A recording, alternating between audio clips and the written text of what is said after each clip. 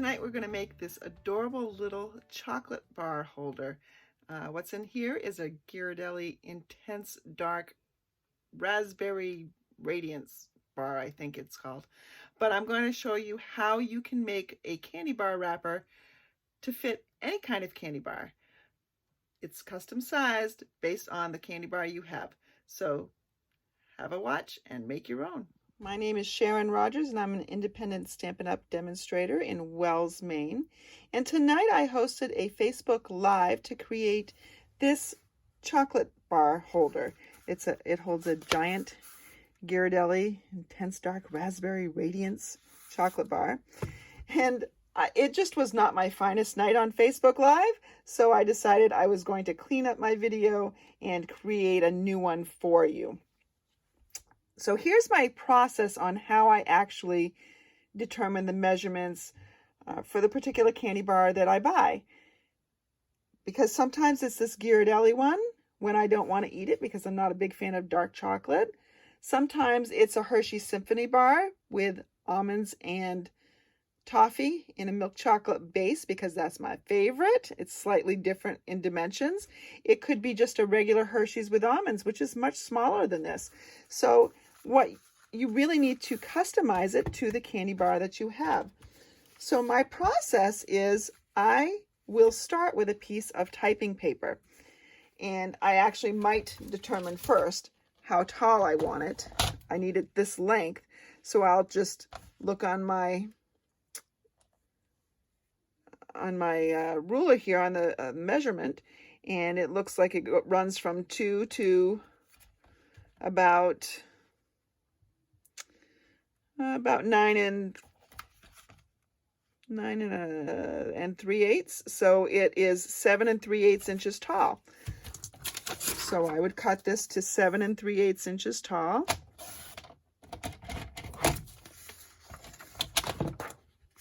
And then I would start by wrapping it around my candy bar.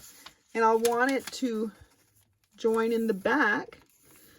So there's roughly the center of the back. And notice what I'm doing is I'm scoring it with my fingernails. Wrapping this around, scoring this other side with my fingers.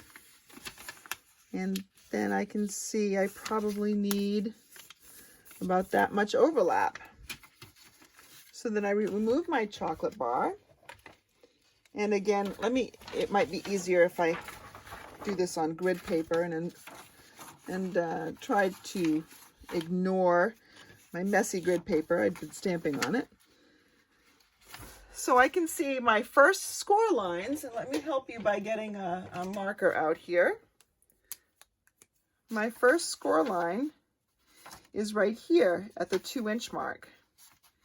And then my next one is at 2 3/4 inch, or 2 3/8, sorry. And then I have another score line that is at, oh, sorry, I'm doing it from the wrong end. No, that was right. And then I look at the measurements all the way down. So I know it's at 6 6 3/8. And I knew that my length here had to be about 8.5. That is a little bit flexible because when I did it before, I actually made for a larger overlap, and so it was 9 inches. So I created a template. And what I would probably normally do is write on this template which kind of Hershey or which kind of chocolate bar it is for. So I would say Ghirardelli bar. And I could hold on to this. So I've got the measurements here where I need to score. And the overall measurements are 7 3/8 by 9 inches. Again, this is for the chocolate bar I'm working with. I'm going to pull out my piece of cardstock that I'm really going to work with. And I said I needed it to be 9 inches long and 7 3/8 inches tall. So that's 7 3/8 right there. On this 9-inch side, I determined that I needed to score at 2 inches,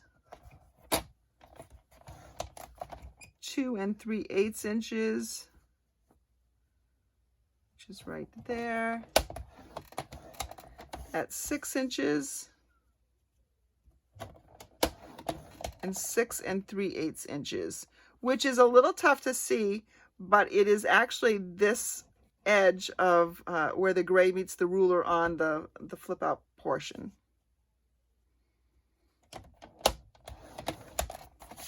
So I now have all my score lines in there. I'm going to, let me move this. I'm going to take my bone folder and make nice crisp edges on those score lines. Just makes for a nicer finished product.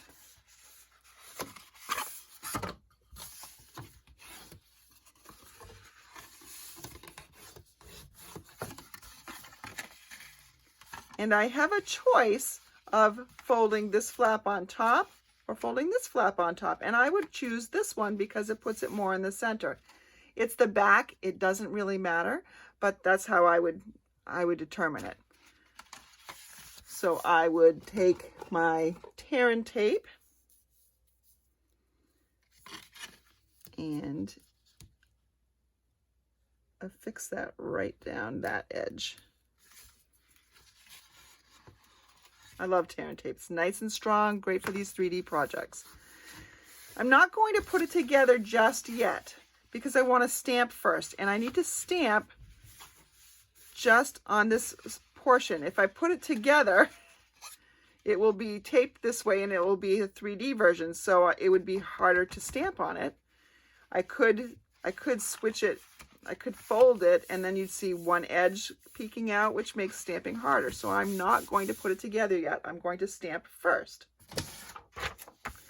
Let me put some paper down here. I'm going to start with Early Espresso and the detailed chocolates. And let's see, I'm just going to put those right along here in a line.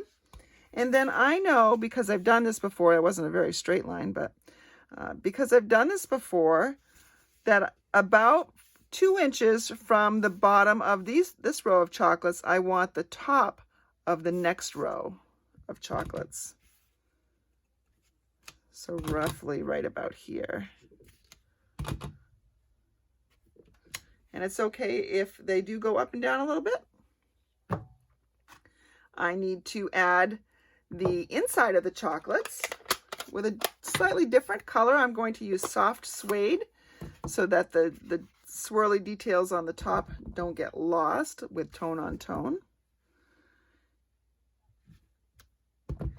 Now, the nature of these stamps are you will see a little bit of white. You can manipulate it enough so that you don't see much, but this really, I actually like this look. It gives it a little bit more of a retro look. If you think you've missed it a little too much, you can just stamp over it again and adjust it slightly. This is a little hard for me because I can't get my head right over my paper like I normally would, because then I would be in the camera shot. But there, I've got my rows of chocolate done. Let me just clean off my stamps real quickly. We need to do a little bit more stamping here. We need the words, and I've already got those mounted. And I'm pretty sure tomorrow will be too, because up here on a label, we're going to be saying today is a chocolate kind of day. And I want to add, and I'm sure tomorrow will be too, but I don't want to add that in soft suede. I actually want to add that in the Early Espresso. I want a little bit darker. There we go. So now all my stamping on my base is done. I can put my chocolate bar in it. And I always put my bar in it first, and then I take off my backing. So I form it around the chocolate bar. That just gives a nice tight fit. Make sure that it's all lined up. Everything's straight. So there it is. Now I need a belly band. So this belly band, I started with a 9-inch strip because it was the same as the length of the crumb cake that went around this. And instead of joining in the back, I'm actually going to join it in the front so it can be hidden by the label that I'm going to add on here. And I don't actually bother scoring this because technically this isn't the same measurement as the crumb cake because it's going around the crumb cake. So it's a little bit, it needs to be a little bit bigger. So I've formed those score lines. I will just make those creases a little bit crisper using my bone folder.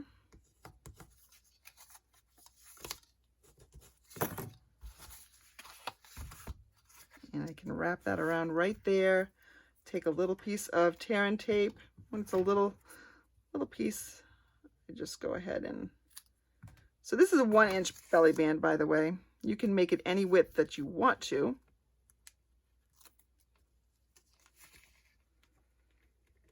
There's my 1-inch one. I center it between the chocolates. There we go. Now we need to create this piece right here. So I need a scrap of Early Espresso.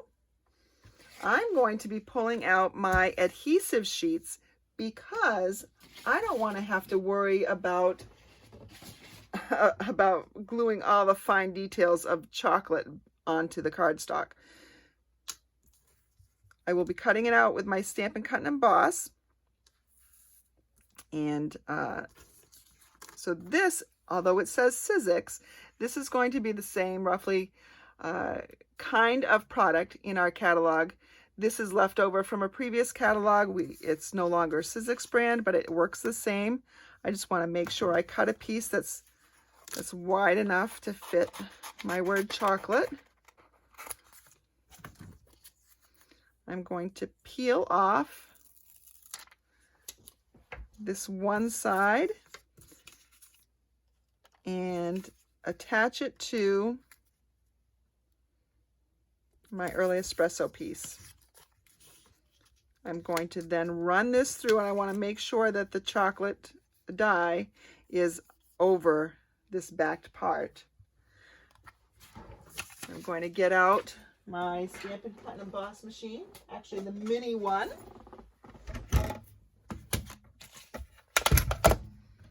Here's a mini Stampin' Cut and Emboss. I need a plate 1 and one plate 2.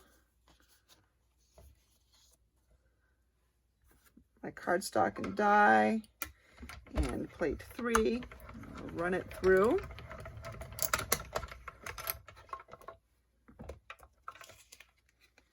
And you can see this comes out very easily, very nicely. You can use your take your pick tool to knock out these pieces in the middle here. Anything that doesn't come out. There is a brush too that you can use. But I happen to have my take your pick tool very handy, so I'm going to use that. I don't want to take off my adhesive back right now. I'm going to set that aside. I still have to cut out my label. I'm using the Tasteful Labels dies. I'm using Blushing Bride cardstock. I'm going to use this label. It's a nice big one. So because my candy bar is a big one, and there's lots of area to cover, I thought a bigger label would be better than a smaller label. So there's my label. Let's get everything else out of the way. We're done with our Stampin' Cut and Emboss. And I don't know if you can see on this Tasteful label, I'm not sure if the camera will pick it up at all. You can see a little bit of a detailed edge on this. It's like it gives it an embossed edge, which is very nice. I'm going to bring back my chocolate word here. And I'm gonna just peel off that adhesive backing. If my fingers will work. It's already started to come off. There we go. I just can't get my fingers to work here. There we go. Came off just like that. And you can put it on an angle, you can put it straight. It doesn't really matter. I prefer it a little on the straighter side. So it has a little bit of an arc to it, and that's all right. Now I just need to stamp a couple of words. So if I can find them. So here is my today is a.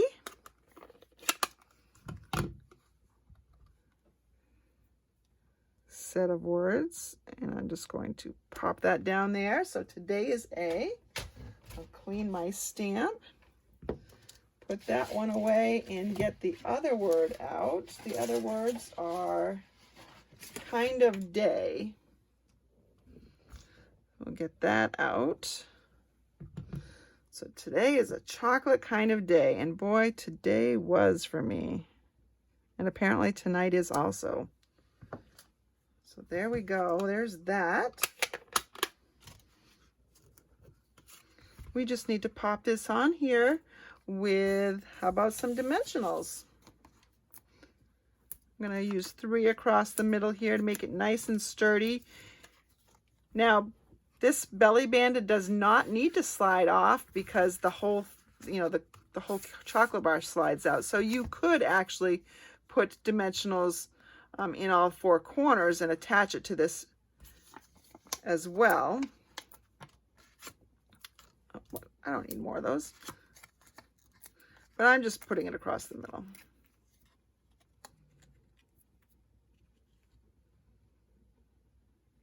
And centering it there. And so today is a chocolate kind of day, and I'm pretty sure tomorrow will be too. Great little thing to have on hand in case one of your coworkers or family members is just having a chocolate kind of day, if you know what that is. Quick and easy. Hope you enjoyed it. This set, the Nothing's Better Than set, is actually my customer appreciation class set with the coordinating dies for orders that come in the month of May. So if you place an order that is $30 or more, I will send you a PDF of 4 projects, 4 cards made with this set and its accompanying dies. I usually try not to use the dies, but I couldn't help myself this time. And a couple bonus projects, and as well as the videos on how to create those projects. Thank you for joining me tonight. I hope you were inspired to get stamping. Chocolate is never a bad idea, and neither is stamping. If you don't have a Stampin' Up! Demonstrator of your own, I would love to be her. And all you need to do is drop me an email at stamperhood@gmail.com. You can visit my Facebook page as well. And I have an online store at sharonrogers.stampinup.net. Thank you so much. Hope you'll join me again.